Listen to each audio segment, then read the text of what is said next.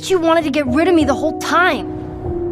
Our actors, led by Troy Baker, who played Joel, and Ashley Johnson, who played Ellie, really threw themselves at this role and just gave it their all. Well, I'm sorry. I trust him better than I trust myself. Stop with the bull. Since then, our technology has advanced so much as far as the fidelity of faces and the kind of nuanced performance. So don't tell me that I would be safer with someone else, because the truth is I would just be more scared. And it hits you on a subconscious level, and the scene feels more impactful, and just as an overall kind of immersive, emotional experience, every part that now you play just hits harder. A remaster is really more of a tech art endeavor. This was remade from the ground up. No matter what we were making, it was going to be compared not to the original, it was going to be compared to the memory of the original. It became pretty clear that this is going to require more than just like a remastering approach. We really want to recreate this for the technology as opposed to putting a sheen over it. We have new tools that allow us to make better looking animation, improvements in character rigs and facial rigs. The characters were rebuilt. We didn't just take the original model of Henry and Sam, we built a new Henry and Sam. We only take what we have to. Let's do a side-by-side review. It would stop multiple times just to be like, oh my gosh, just look at that. Things that make like the shirts wrinkle, the muscles to form correctly, facial details add such a layer of richness and life to the character. As someone who wants to play this game again, is the thing I am most excited about. The scene at the beginning of the game, that was one that terrified us to remake. When Joel cradles Sarah up to him and you see their cheeks smashed together, the tears streaming down the face. There's a physicality that we were unable to achieve the first time we made this. All the art has been rebuilt from scratch. A great example is in the Boston State House Museum. On the lower floor, there's some back rooms that in the original game were generic offices. Now there's like an art restoration station, there's busts of American colonial figures on the walls. We have a completely new AI core. Encounters will play out in a much more dynamic way. You might play it 10 different times and get 10 different results for how the combat went. All of that, at the end of the day, is in service of the storytelling. We want to be very faithful to the original experience, to be very true to what fans love about that game, and give them the best version of this game possible.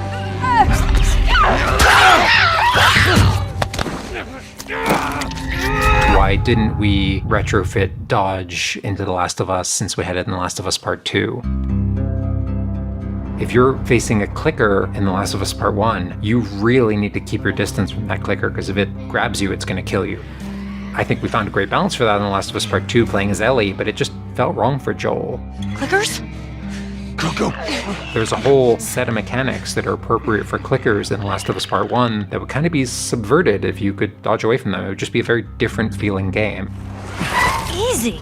Authenticity to the original game drove every decision that we really made. Put your seatbelt on, Ellie. Well, what about the guy? You're in the truck, right? And you see the guy, the hunter, walking towards you. And that rolls right into a combat segment. And it shows a lot of the unique improvements in Part 1. On the original Last of Us, we had to make difficult, complicated scripting to constantly be unloading enemies, loading in enemies, trying to preserve the illusion of continuity. But because we didn't have that constraint on the PlayStation 5, we can have more enemies all alive at the same time. There's an AI coordinator that's kind of distributing the enemies amongst these positions. So you should be able to play that fight 10 different ways and have the AI respond 10 different ways. The AI systems have all become next generation, right? They're entirely advanced, but the actual gameplay is very familiar. The core of, to me, what makes The Last of Us combat fun is that cat and mouse. Ducking down and moving behind a low cover and popping up from some angle you don't expect. The more realistic art style just grounds you in that experience. It makes it more frightening. It enhances the tension so much, and your heart is in your chest the whole time you're sneaking around these clickers. It's terrific. To get the opportunity to do this again with better tools and 10 years of hindsight and knowledge, it's like, wow, that's like a dream come true for every artist. We had the original art director of The Last of Us, EP, and we had a new director, Sebastian, going in and really taking a look at every single space in the game. First question that we ask ourselves is like, how do you make this better? People think when you're doing next gen, it's just more stuff. The actual art direction on a day-to-day basis was more about restraint and balance. You have to keep that focus and emotional goals all the time. One of the themes of the first Last of Us game was the beauty of nature in this very violent world. Taking Pittsburgh, for example, with the capability of the PS5, we are now able to display a very lush environment. We focused a lot on lighting. It drastically improved all of our cutscenes. The quality of them just got so much richer and more realistic. It created more shape and depth to our characters. Who's there? The first time Ellie meets David, she's feeling alone, she's feeling scared. Shifting the color palette slightly to a blue represents her emotional state. The work that our lighting team has done and the effects team and the character modelers, everything really comes together. It's a labor of love all across the board. Every department working on this game loves this world, loves this franchise, loves these characters, and we're just doing everything we can to do right by them, to do right by the fans. We want to play this game too. From everywhere!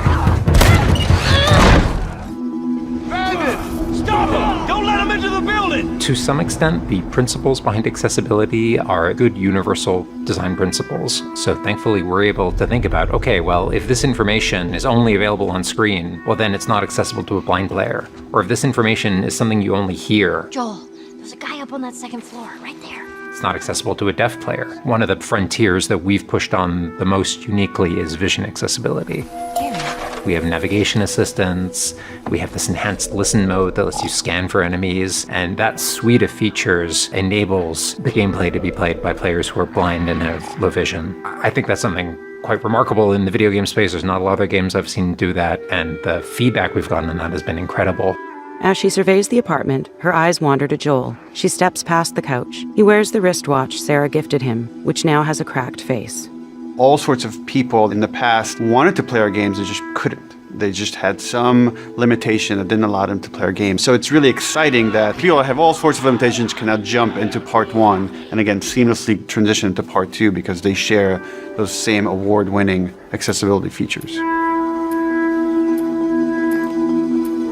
More than 2 years ago, when we were finishing Last of Us Part 2 and we were working on those flashbacks within that scene for the first game, we got excited with the idea of like, oh man, what if we made The Last of Us Part 1 to look as good, if not better, than what we have done with Last of Us Part 2, which we really pushed the boundaries of like what we could do from gameplay and a graphical standpoint, and felt like if we do that, we could actually come even closer to our original vision of what the first game would have been had we not been constrained by technology.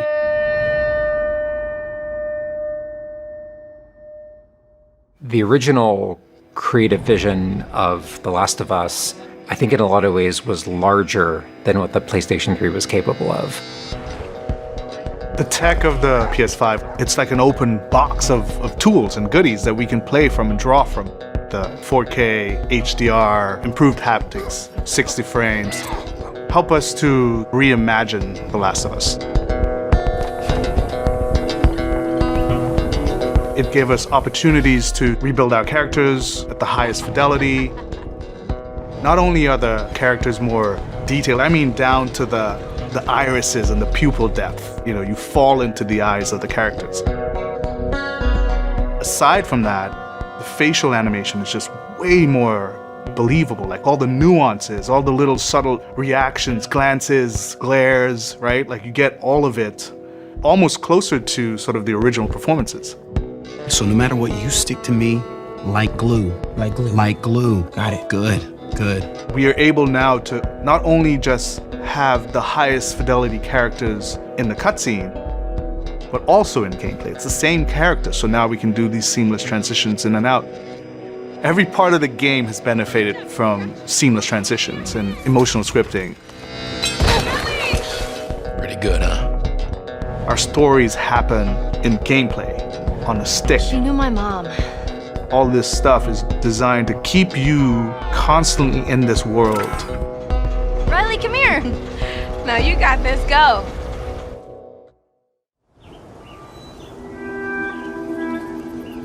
One of the things that the PlayStation 5 is really enabling is that we're able to have a density of physics objects in a scene that we could never do before. Like, this has always been the dream, is to have this number of bumpables, chippables, breakables, destructible objects in a scene. It just makes the world feel rich, makes it feel lived in. Materials can have the properties that you'd expect.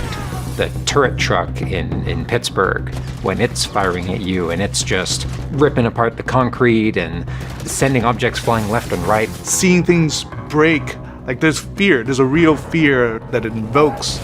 And it's giving us a much more dynamic range of gameplay to play with. Around him!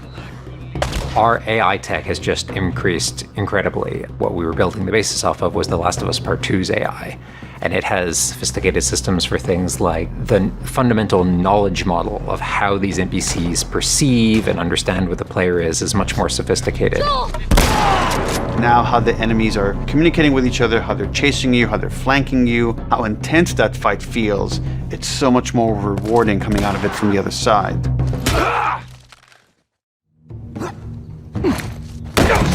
Get out! One of the other big AI improvements is the buddies. The buddies technology that we developed for The Last of Us Part 2 has this very sophisticated understanding of like, okay, this is where the enemies can see their exposure. We not only have exposure, we have future exposure. So buddies can know, okay, that enemy is walking forward and they're about to round this corner. So in 3 seconds, that corner is going to be exposed. So I'd better move now to avoid this enemy seeing me. This really lets the buddies make very complex decisions and maintain that feeling of stealth much more believably. Another big enhancement to the gameplay is that we have this technology called motion matching. Motion matching is this technology that's basically using logic that tries to match the desired movement to a bucket of hundreds of animations. A mocapped actor has gone in and run this whole gauntlet of movements to get a really full set of all the different ways a person can move. And then it's basically every frame trying to find the best matching animation that fits the path of where the character is going to go. And this motion model just gives this really seamless sense of transition. The player's movement is just a lot cleaner. It's this really smooth, organic movement through the space. First, we just had to build that core experience. And then beyond that, we wanted to add several features that fans have been asking for. For example, we now have a permadeath mode. Along that, we've added a brand new speedrun mode, so players can time themselves. There's a whole community of gamers that just want to see how fast they can play through this game. Beyond that, we added a bunch more of unlockables. So there's all these different outfits for Ellie and Joel that people can unlock. A model viewer mode, so people can really appreciate the details. We added award-winning accessibility features. Every single accessibility option that we offer, that's a barrier removed for someone. As she surveys the apartment, her eyes wander to Joel. She steps past the couch. He wears the wristwatch Sarah gifted him, which now has a cracked face. To my knowledge, this is the first PlayStation game that has audio description built into the game, built into the cinematics. Now it's nighttime. Joel stirs in his sleep. And that's really the way we've tried to push the frontier of accessibility on this game.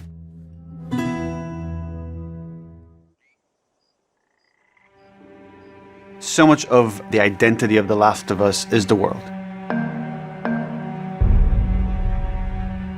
We revamped completely the art direction. You know, everything from these expansive vistas that not only are they beautiful, but you feel the environments. You feel the environments in a much more visceral way. The rooftops overlooking the Capitol building, for example, like just the breath of fresh air when you go up there and you just like, you feel that sort of release in tension.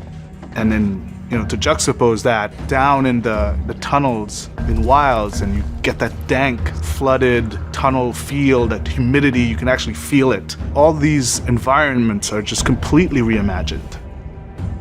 Now we got our engine on the PS5, those haptics, the 3D audio, the fast loading. It really creates a much more immersive, and because of that, much more emotional experience. One of the things I absolutely love with the 3D audio in The Last of Us Part 1 is being able to hear an enemy before they sneak up on you. And trying to do a stalker fight with the 3D audio is just so much fun.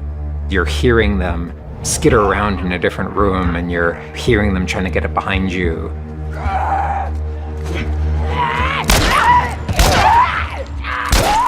having that two-part reaction of like hearing, turning, seeing, reacting, it just really heightens that sense of just being grounded. You are in this character, you are in this world. Now, with the PlayStation 5, the amount of control that developers have over the Dualsense, it's really, really cool. All the guns in the game have a variable amount of resistance on the triggers when you aim them. The way it works with the bow is that at the very beginning, when they're starting to draw the bow, there's a little bit of resistance. And then as the bow gets tauter and tauter, the amount of resistance is increasing. And then when you release the bow, you're also getting that resistance going out of the trigger. When you are aiming and firing the shotgun, you're going to get a haptic vibration on the shot. And then what I think is one of the ways that the DualSense really advances things is you're going to get a haptic vibration on the pump of the shotgun. And what's much more sophisticated about that on the DualSense is that in effect has a little like speaker in it. And it's playing an audio file that comes through in the vibrations. And those two beats is what you're going to feel on the controller. Looks like a good spot. This also ties in to the new workbench animations. So if you're seeing Joel taking apart a gun or screwing something in or putting a new stock on a gun, that moment where he's like jamming that on, you're gonna get that haptic feedback on that. We have, haptics all across the board, for all the moments you kind of expect, for clambering, jumping, landing, meleeing, getting melee, like all those kind of high intensity moments we have represented in the haptics. What I personally absolutely adore is the way we can enhance the really quiet, subtle moments of gameplay. So it's like when Joel goes in to pet the giraffe, getting that little light touch on the haptics as he's petting the giraffe. To me, that's the essence of The Last of Us. It's the high tension moments, it's the low tension moments, it's all of it feeling grounded. It's you're feeling immersed in this world. It's all about bringing you along with that story in as many ways as we can. And that's what the new technology on the PlayStation 5 is allowing.